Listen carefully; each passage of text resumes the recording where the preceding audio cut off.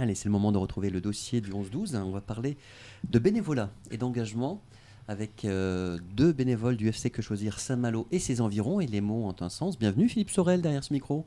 Bonjour, bonjour à vous. Et bienvenue Patrick Jacques également derrière ce micro. Alors vous allez vous présenter, à savoir depuis combien de temps êtes-vous, Philippe, investi à donc, UFC Que Choisir Saint-Malo et ses environs. Et ses environs. Alors, d'abord, je dirais que je suis abonné, moi, au magazine UFC depuis 25-30 ans. Donc, vous connaissiez bien déjà la dynamique du UFC, absolument. Son positionnement, ses combats Oui, tout à fait. Et en venant en retraite sur la belle région Malouine, je me suis rendu compte qu'il y avait donc une agence locale, celle de Saint-Malo. Et j'ai donc pris contact avec le président, M. Gérard Mavian, que vous connaissez, qui passe régulièrement, Absolument. Tout à fait. Sur cette radio. Et j'ai décidé de le rejoindre. Et cela fait maintenant 5 ans. Et vous ne regrettez pas? Du tout. Ce n'est que du plaisir. Patrick Jacques, de votre côté, vous connaissiez UFC Que Choisir depuis longtemps? Je connaissais UFC Que Choisir, mais plus orienté sur la gestion des litiges. D'accord. Donc moi j'étais en région parisienne et effectivement j'avais deux collègues qui géraient les litiges pour UFC Que Choisir sur le Val d'Oise. D'accord. Donc pareil que Philippe, quand je me suis retrouvé donc à la retraite, c'est-à-dire en 2021, donc j'ai été tapé à la porte du UFC Que Choisir. J'ai rencontré non pas Gérard mais Suzanne qui est notre vice-présidente et globalement donc depuis quasiment 2 ans. Je suis à l'antenne de Saint-Malo, principalement à l'antenne de Saint-Malo d'ailleurs, et j'aide les adhérents. Quand vous dites principalement, ça veut dire aussi ailleurs Non, à Saint-Malo, non. Quand je dis principalement, c'est essentiellement. Essentiellement à Saint-Malo. Donc il y a effectivement des antennes. Tu vas peut-être m'aider à Combourg, à Dole, à Dinard. Ça veut dire qu'il y a des permanences aussi, oui, en fait. Oui. Celle de Saint-Malo, c'est 2 fois par semaine, en fait. Donc moi, j'y suis en général le mardi soir et le jeudi midi. Ok. D'ailleurs, entre parenthèses, avant qu'on continue notre échange, messieurs, vous conseillez aux auditrices, aux auditeurs, aux personnes qui auraient besoin d'avoir un petit coup de main, un petit conseil, de téléphoner avant de venir en permanence ou de venir avec des documents pour les défendre ou comment on procède? La règle, en fait, c'est de téléphoner. Alors, c'est une règle qui a été établie pendant la période du Covid, mais je crois que c'est une règle qui perdure, car ça évite aux futurs adhérents ou à ceux qui ont des problèmes d'attendre. Donc, d'avoir une gestion d'un agenda, c'est quand même nettement mieux. Et ça permet aussi, en fonction des présences des bénévoles, d'avoir un adhérent et un bénévole. Alors justement, effectivement, les compétences, c'est important, messieurs Philippe Sorel et Patrick Jacques, puisque on voit que alors je ne vous ai pas demandé dans la vie privée ce que vous faisiez professionnellement, mais on comprend bien quand même que vous avez des compétences dans votre métier, vous avez une expérience, et vous mettez au service, Philippe, du FC Que Choisir Saint-Malo et ses environs, justement, ces compétences, cette expérience, ce parcours pro. Oui, avec grand plaisir.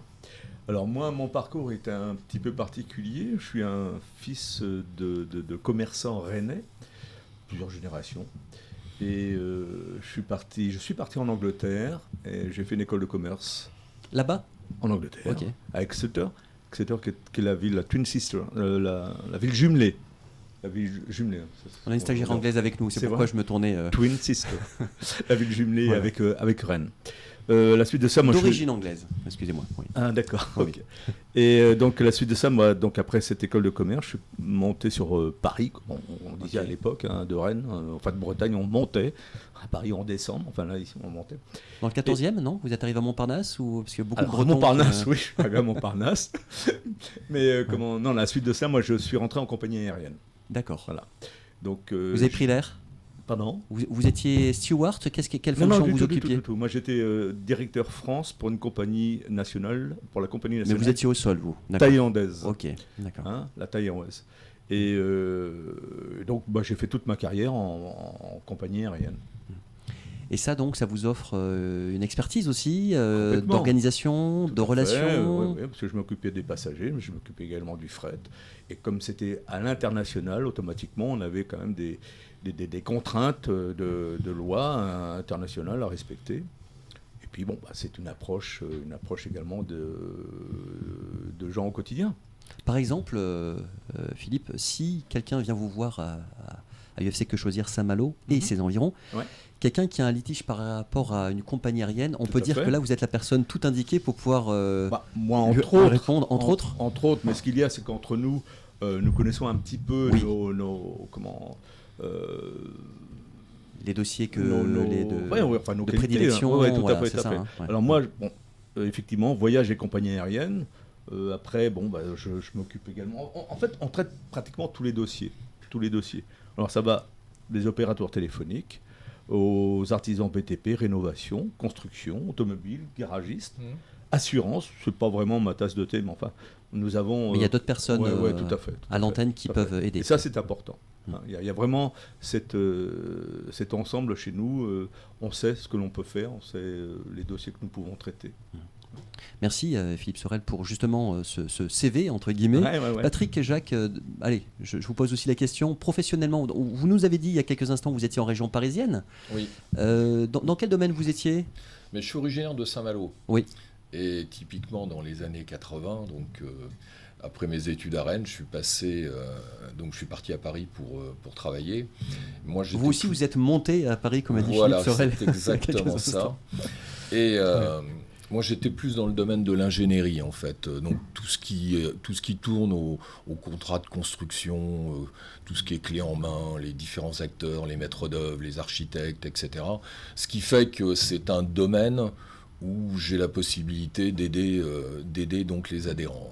Absolument. Et donc, alors, ça développe aussi des compétences, ça développe une écoute. C'est-à-dire que vous avez l'oreille Si vous voulez, habituée, en fait. je pense qu'il y a des savoirs et des savoir-faire qu'on a les uns les autres de par notre vécu professionnel.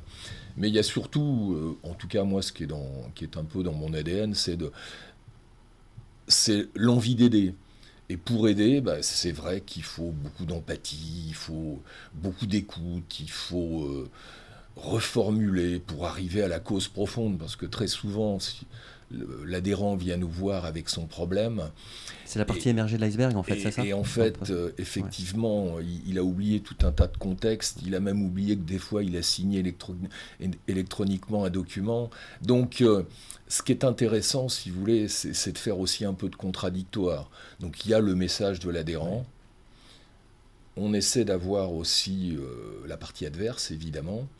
Et puis ensuite, avec l'aide des collègues, c'est ça qui est intéressant. C'est une petite enquête ce que vous faites, on peut dire, quelque part, pour connaître le contexte, pour connaître on enquête, le dossier, en fait. Oui, tout à fait. Dessous, ce qu'il faut, si vous voulez, c'est bien écouter, bien faire parler, de façon à avoir l'image la plus précise possible. C'est pourquoi je vous posais la question tout à l'heure, est-ce qu'il vaut mieux prendre rendez-vous avant et pour vous connaître le sujet pour lequel la personne vient, éventuellement venir avec des documents, ce qui vous permet peut-être de gagner du temps aussi ce qu'on demande, dans le traitement. Ce qu'on demande aux personnes, c'est d'essayer de venir avec un fond de dossier, de façon à ce qu'on puisse un peu voir ce qui se passe et de le croiser par rapport à ce qu'elle dit, parce qu'on a tous une interprétation. Voilà, c'est ça. Donc, là, vous avez les éléments factuels en fait, avec tout ça.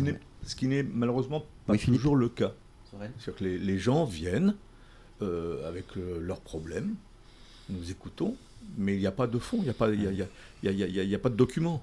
Donc, quelquefois, bien souvent, ils reviennent nous voir avec les documents que nous avons demandés.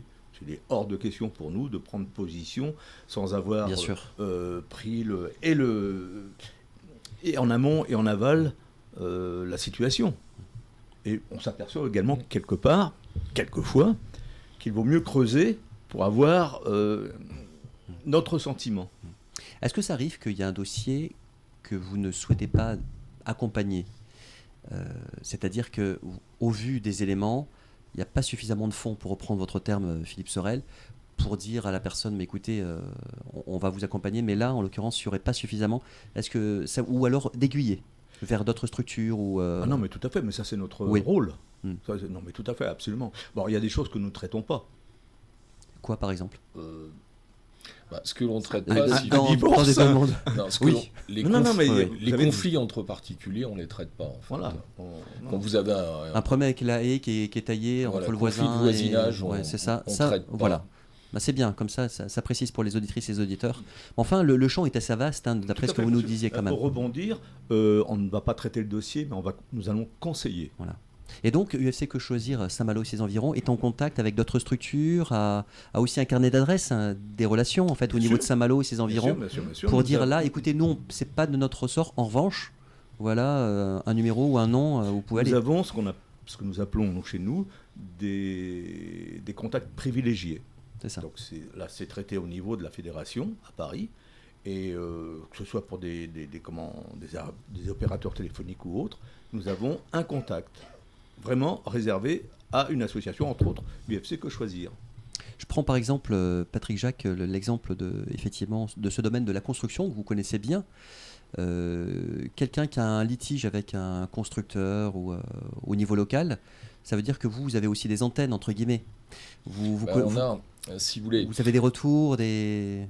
nous on fait de la médiation. Ouais. C'est le maître mot, c'est de la médiation. Quand on a besoin, si vous voulez, quand vous avez par exemple quelqu'un qui vient avec une problématique de carrelage, eh bien on essaie de l'orienter vers un expert qui travaille avec nous, Oui. qui fait des tarifs privilégiés, et ensuite on l'aide à bâtir les déclarations auprès des assurances.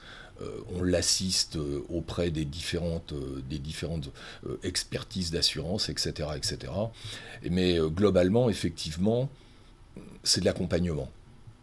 Si vous avez vent, par exemple, d'un artisan qui est véreux, je prends cet exemple-là, ou des sollicitations à domicile ou par téléphone qui sont insistantes, ou des choses qui vous semblent pas nettes, vous avez aussi des retours de la part des gens qui vous en parlent à UFC Que Choisir? On a des personnes, si vous voulez, qui malheureusement, sur du démarchage téléphonique, se sont fait avoir, effectivement. Donc dans ces cas-là, on essaie de les aider, évidemment. Mais c'est plus compliqué quand même. C'est plus compliqué, ces domaines-là. Et une compagnie aérienne qui met la clé sous la porte, par exemple, et une personne a depuis des mois réservé un vol, comment on fait, Philippe Sorel? Vous en connaissez des compagnies aériennes qui ont mis la clé sous la porte? Il n'y en a pas eu ces derniers temps? Non. Ce qui s'est passé, c'est qu'il y a eu je m'en réjouis, hein, si elles sont en bonne santé.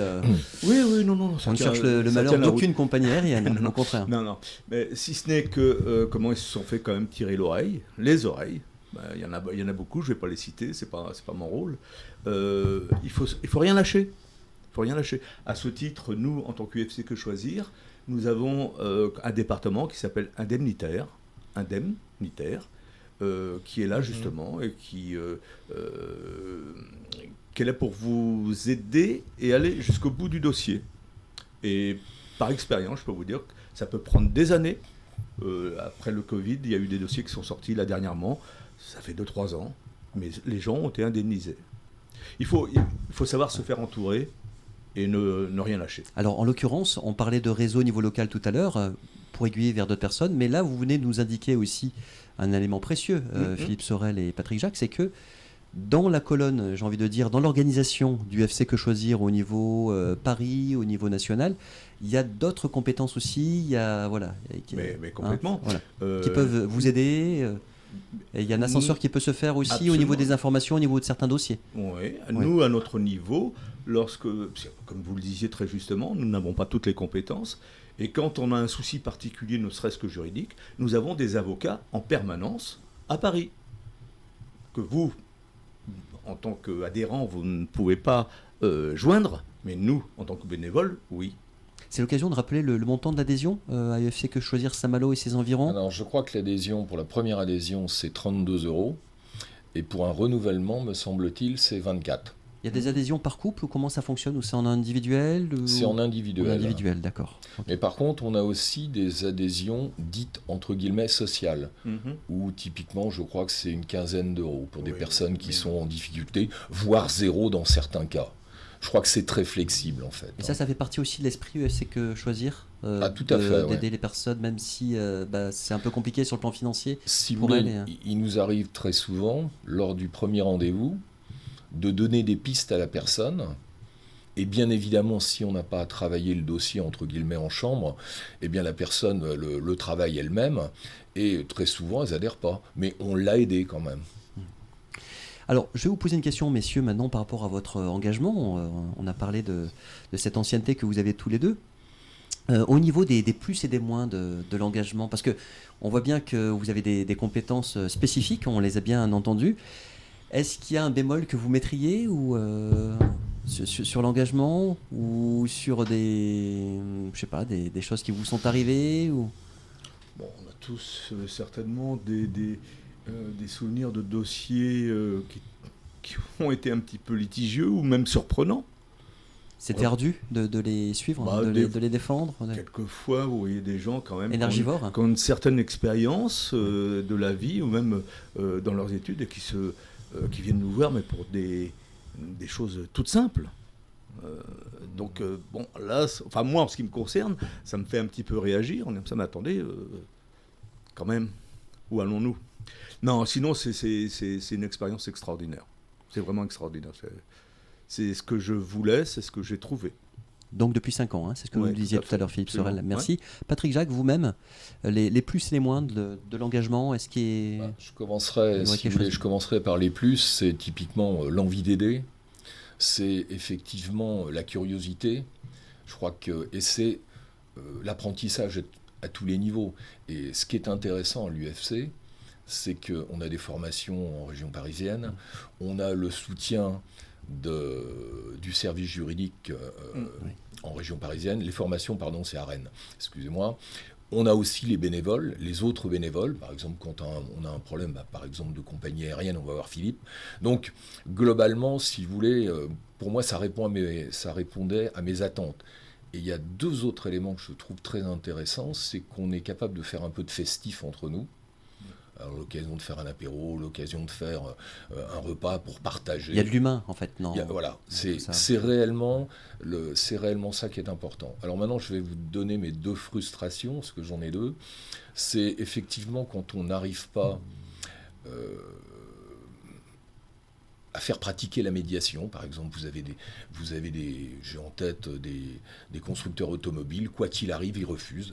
Donc, quand la médiation est refusée, typiquement, il ne reste plus malheureusement qu'à aller en justice.